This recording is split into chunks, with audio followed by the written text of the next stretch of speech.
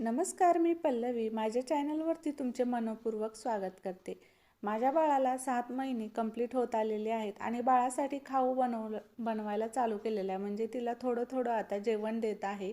आणि या अगोदर तुम्हाला सॅरॅलेकची रेसिपी शेअर केलेली माझ्या चॅनलवरती. चला मग आज बाळासाठी मस्त असा योग्य पद्धतीने वरण भात लावायचा कसा तो सांगणार आहे. आणि आपल्याच कुकरबरोबर बाळाचं सुद्धा कुकर कसं लावायचं ते सांगते, एकाच कुकरमध्ये बरं का. आता या आमच्यासाठी डाळ भात एका दोन्ही डब्यामध्ये काढून ठेवलं आहे आणि एक छोटासा डब्बा घेतला आहे, तो म्हणजे बाळासाठी. अगदी अर्धा चमचा मुगाची डाळ आणि अर्धाच चमचा मी तांदूळ घेतलेले आहेत. इथे इंद्रायणी तांदळाचा वापर केला आहे. ह्या तांदळामुळे काय होतं, बाळाला चवसुद्धा लागते आणि या तांदळाचा सुगंधसुद्धा खूप भारी आहे आणि चवीलासुद्धा हे तांदूळ एकदम भारी लागतात. आणि लहान मुलं जे आहेत ते आवडीने खातील असं मला वाटतं बरं का. आता तुमच्याकडे जे तांदूळ असतील, तुम्हाला जे आवडत असतील ते तुम्ही तुमच्या बाळाला घ्या. पण बाळाला असा योग्य पद्धतीने वरण भात मऊ बनवून दिला तर बाळ आवडीने खातात बरं का. बराच वेळेस काय करतो आपण, आपलाच जो वरण भात असतो तो बाळाला देतो, पण ते बाळाला खायला येत नाही. कारण बाळ कसं नुकतंच खायला लागलेलं असतं आणि त्याला एवढं घट्ट भात किंवा मग असं जाड अन्न खायला नको वाटतं. त्यामुळे बाळासाठी काय करायचं, आता छोटं बाळ असेल असं 7-8 महिन्याचं, तर अर्धाच चमचा तांदूळ आणि अर्धाच चमचा मुगाची डाळ घेतली. आता तुमच्या बाळाचं जर जेवण जास्त असेल त्यानुसार तुम्ही वापरा, कमी किंवा जास्त. आता एवढं जरी घेतलं मी तर बाळाला पुरेसं होतं, कारण तिला नुकतंच चालू केलेलं आहे. आणि बाळाला सुद्धा असं वाटतं की मला सुद्धा चविष्ट काहीतरी यांच्यासारखं खायला द्यावं. मग आपण त्यामध्ये पाणी टाकतो, पातळ करतो, मग ते चव नाही लागणार. त्यामुळे त्याच्यासाठी बाळासाठी वेगळा असा डब्बा लावायचा. आता मी माझं कुकर लावून घेतलेलं आहे, वरण भात ठेवून घेतलेला आहे कुकरमध्ये. आता कुकरला खाली तळाला ना काळं पडू नये म्हणून त्याच्यामध्ये फ्रीजमधलं उरलेलं शिल्लकचं लिंबू जे आहे ते सुद्धा तुकडे करून साईडनं टाकलेले आहेत, म्हणजे कुकरसुद्धा स्वच्छ धुवून निघतं. आता हे बाळाचं जे आहे डाळ आणि तांदूळ ते स्वच्छ धुवून घेतलं आहे ना, असं 3-4 पटीने पाणी शिल्लक ठेवायचं, म्हणजे बाळाचा जो वरण भात आहे तो मऊ पडतो. आणि अगदी थोडंसं मी नकळीभर मीठ टाकलेलं आहे. आता तुम्ही देत नसाल, मीठ अजून चालू केलं नसेल बाळाला, तर नाही टाकलं तरीसुद्धा चालतं, पण बाळांना ते आवडीने खावं यासाठी मी थोडंसं टाकले बरं का. आणि अगदी थोडीशी हळद टाकलेली आहे आणि पाणी असं भरपूर ठेवायचं, म्हणजे नंतर पाणी टाकण्याची गरज नाही पडली पाहिजे.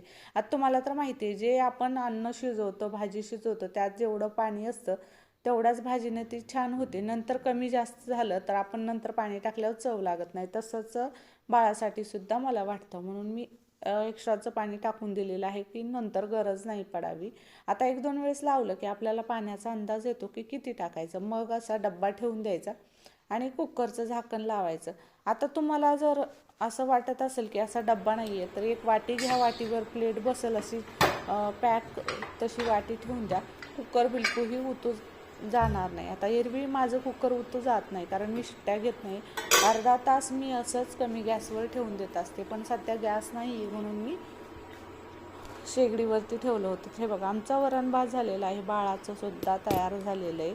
तर तिन्ही एकाच वेळेस आणि एकाच कुकरमध्ये डबल गॅससुद्धा लावायची गरज नाही. आणि सध्या तर माहिती आहे गॅसची खूप टंचाई आहे, म्हणून मग आता बाळासाठी मी असा वरण भात बनवत असते. बघा किती मस्त मऊ झालेला आहे आणि या तांदळाचा सुगंध एवढा छान येतो ना, इंद्रायणी तांदळाचा.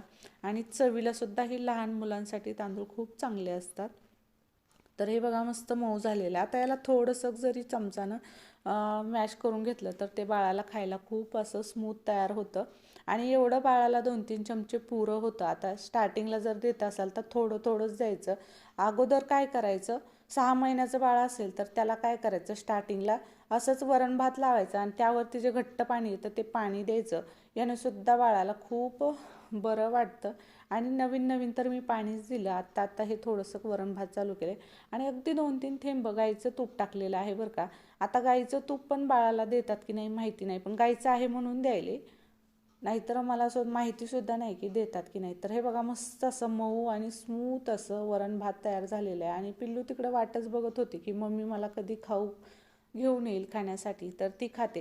तर हे बघा, छोटं बाळ असेल खूप तर त्याला असं वरचं पाणीच द्या आणि थोडंसं जर टाकता वेळेस पाणी शिल्लक टाका, म्हणजे त्यावरती जास्त पाणी येईल आणि बाळाला ते चवदार लागेल. नंतर पाणी टाकलेलं चवीला छान लागत नाही. आता त्यामध्ये जेवढं पाणी होतं त्यामध्येच मी तो भात मॅश केला आहे आणि बाळाला खाऊ घालत आहे. ती माझी वाटच बघत होती. तर तिला असं वरण भात खूप आवडतं. आता जे सॅरेलॅक बनवलं होतं मी, ती अगोदर तुम्हाला व्हिडिओ शेअर केला, त्या सॅरेलॅकपेक्षा ती असं वरण भात बनवलं की ती एवढं आवडीने खाते ना. तुम्हीसुद्धा ही रेसिपी नक्की ट्राय करा.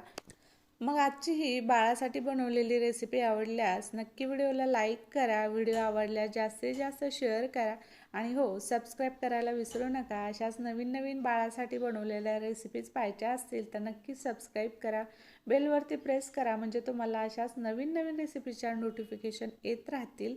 आणि आज बाळाला पहिल्यांदाच मी बसवलं आहे. थोड्या वेळेस बसवलं होतं बरं का, पूर्ण जेवण करायला बसवलं नव्हतं, कारण ती नुकतंच बसायला लागली थोडंसं, स्वतःहून तर बसत नाही.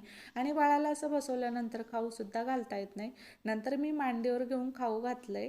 तर चला मग, अजून चॅनलला सबस्क्राईब केलं नसेल तर पटकन सबस्क्राईब करा आणि अशाच एखाद्या नवीन व्हिडिओसोबत, नवीन रेसिपीसोबत किंवा ब्लॉगसोबत तुम्हाला मी परत भेटेल. तोपर्यंत बाय बाय.